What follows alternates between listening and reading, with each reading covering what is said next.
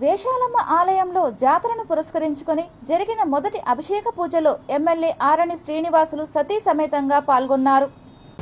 వేషాలమ్మ ఇది ప్రతి ఒక్కరికి శ్రేష్టం.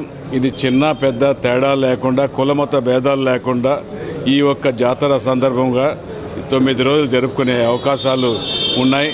బంధువులు కుటుంబ సమేతంగా వచ్చి అమ్మవారి ఆశీస్సులు తీసుకొని ఆయురారోగ్యాలతో ఉండాలని కోరుకుంటూ ఈ యొక్క అవకాశం కల్పించిన తిరుపతి భక్తులకు, తిరుపతి నగరవాసులకు పేరు పేరున హృదయపూర్వక కృతజ్ఞతలు, ధన్యవాదాలు తెలియజేస్తున్నా.